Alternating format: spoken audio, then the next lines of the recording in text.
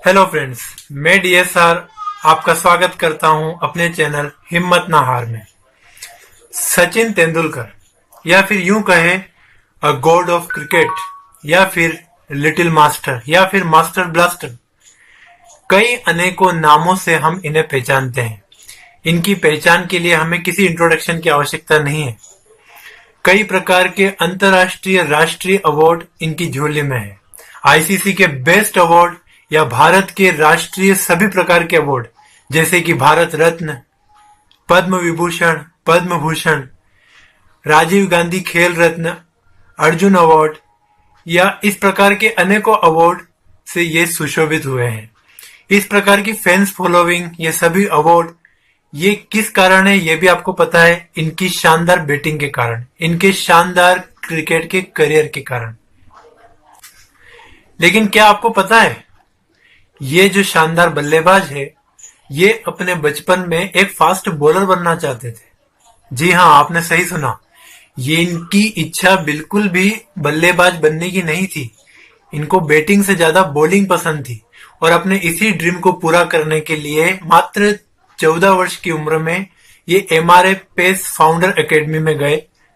वहां पर इन्होंने फास्ट बॉलिंग के टिप्स सीखने की कोशिश की। वहीं पे उस समय के जाने माने बॉलर डेनिस लिली आए हुए थे। डेनिस लिली जो ऑस्ट्रेलियाई देश के हैं, उन्होंने इनकी बॉलिंग को देखा, इनकी पर्सनालिटी को देखा, इनको पास बुलाया और कहा कि बच्चे, ये जो क्रिकेट है, ये बॉलिंग है, तुम्हारे बस की बात नहीं है। उस सचिन ने अचानक पूछा, सर क्यों? बोले, तुम अपनी पर्सनालिटी देखो, तुम छोटे से हो, तुम में कोई खिलाड़ी के गुण ही नहीं है। तुम्हारी पर्सनालिटी ऐसी खिलाड़ी वाली, एथलीट वाली लगती नहीं है। जब तुम बॉल लेके पिच पे दौड़ोगे तो सामने वाले बैट्समैन के मन में डर ही रहेगा। तुम बाउंस नहीं कर पाओगे, तुम्हारे हाथों में वो स्पीड नहीं है, तुम्हारी जो पर्सनालिटी ही खिलाड़ी लायक नहीं है। तुम तो बहुत छोटे हो, तुम्हारी हाइट बहुत कम है। तो बच्चे, मेरी राय मानो, तुम क्रिकेट को छोड़ के कुछ भी खेलो, कुछ और काम करो, लेकिन ये क्रिकेट तुम्हारे बस की बात नहीं है। सचिन तेंदुलकर को वो बात सुन के बहुत निराशा लगी। अगर कुछ दिन काफी निराश हुए क्योंकि उनका ड्रीम था फास्ट बॉलर बनना, वो पूरा नहीं हो पाया। और उनको भी कहीं ना कहीं समझ में आया कि वास्तव में कहीं ना कहीं डेनिस लिली ने जो कहा है वो कहीं ना कहीं सही हो सकता है। लेकिन क्रिकेट ना खेलना, मेरी पर्सनालिटी अच्छी नहीं है, ये बात मुझे नागवार गुजरी।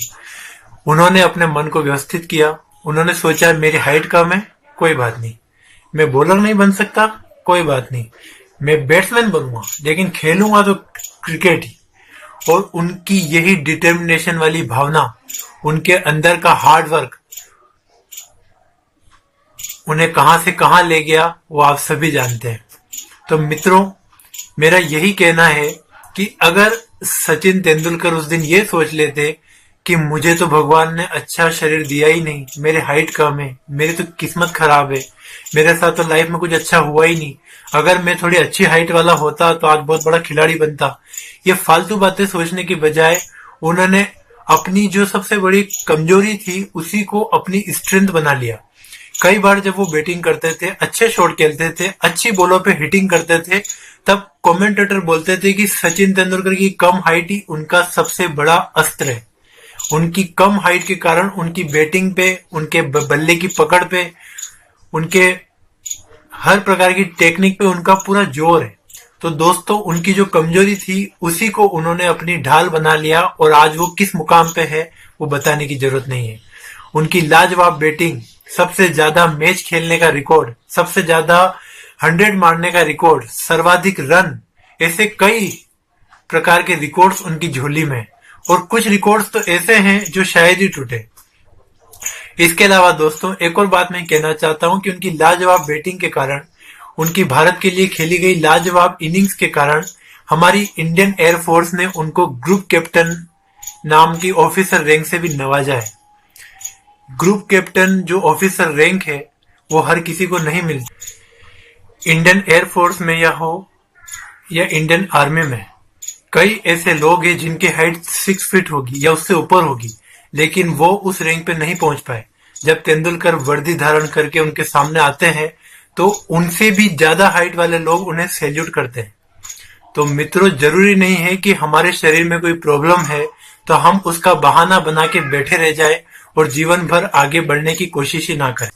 सचिन तेंदुलकर ने अपने काम से बता दिया है, अपनी मेंटेलिटी से बताया कि इंसान का कद बड़ा होना हो, उसके कर्म बड़े होने चाहिए, तभी आपकी पहचान बड़ी होगी। डेनिस लिली ने एक दिन उनसे ये कहा था कि बच्चे, तुम जिस दिन ग्राउंड में आओगे तुमसे बैट्समैन घबराएगा ही नहीं, तुम्हारी हाइट बहुत कम है। लेकिन उन्होंने अपना खेल इतना अच्छा निखारा कि केवल बॉलर या बैट्समैन ही नहीं, जब वो ग्राउंड में आते थे तब पूरी टीम उनसे घबराती थी। ये होते हैं सचिन तेंदुलकर जैसे लोग।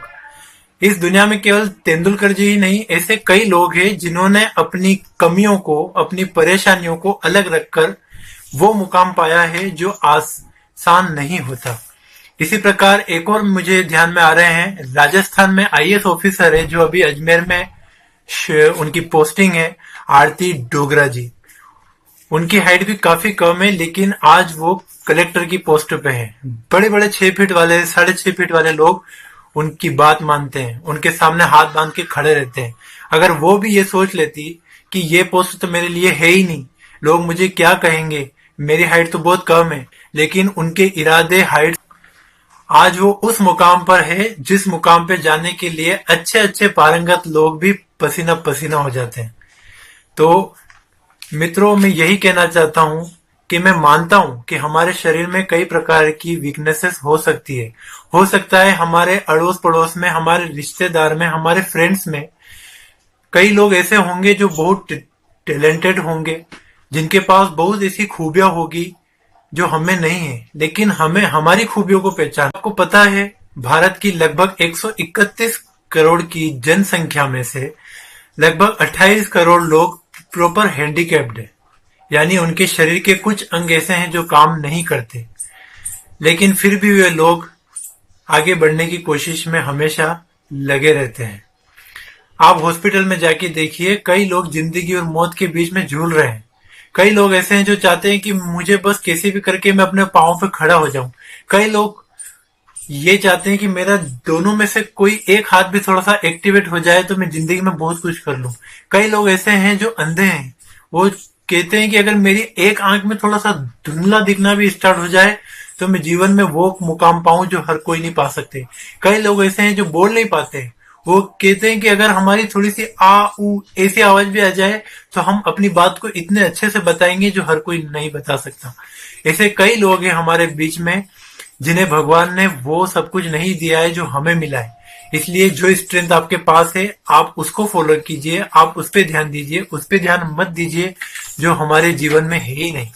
ठीक है, अगर वो आप अपने हार्ड वर्क से उसे पा सकते हैं तो पाने की कोशिश कीजिए, नहीं तो हिम्मत हार के मत बैठिए। अगर सचिन तेंदुलकर ये सोच लेते कि मेरी हाइट कम है, वो खिलाड़ी नहीं बनते, तो आज हमारे सामने ऐसे आदर्श स्थापित नहीं होते। एक और बात मेरे ध्यान में आई है कि हम लोगों की प्रवृत्ति ऐसी होती है कि हमें कई प्रकार की अच्छी बातें सुनने को मिल जाए, कोई हमारी प्रशंसा में कई बातें बोल दे, लेकिन हमें वो बातें कभी याद नहीं रहती। लेकिन अगर कोई हमारी बुराई कर दे, कोई हमारे में छोटी सी वीकनेस निकाल दे, तो वो बात हमारे मन में घूमती रहती है कि उसने मेरे बारे में ऐसा कहा था, इसका मतलब मैं पूरी तरह से कंप्लीट नहीं हूं। ये इस भावनाओं को हमें खत्म करना होगा। अगर आप में कोई नेगेटिव बातें हैं तो पॉजिटिव बातें भी तो हैं, हम उन्हीं बातों को आगे लेके चले। दोस्तों, मेरा जो चैनल है हिम्मत ना हार, इसका यही मोटिव है कि मैं आपकी लाइफ स्टाइल को चेंज कर पाऊं ना कर पाऊं, लेकिन मेरी कोशिश रहेगी कि मैं आपकी मेंटेलिटी को चेंज करूं। क्योंकि अगर हमने अपनी मानसिकता को बदल दिया तो हमारे देखने का, सोचने का, जिंदगी जीने का नजरिया ऑटोमेटिक चेंज हो जाएगा। इसीलिए मैंने अपने पहले वीडियो में कहा था कि मन के हारे हार है, मन के जीते जीत। इसलिए जो मन से हार गया वो हर प्रकार से हार गया। इसलिए दोस्तों, इसी के साथ मैं आपसे अलविदा कहता हूं कि कभी भी अपने मन को, अपने हौसले को हारने मत दीजिए। अगर आपको ये वीडियो अच्छा लगा है तो प्लीज इसे शेयर कीजिए, इसे लाइक कीजिए, और अगर आपको मेरे सारे वीडियो अच्छे लगते हैं तो प्लीज मेरे चैनल को सब्सक्राइब कीजिए। इसी के साथ आज्ञा चाहता हूं।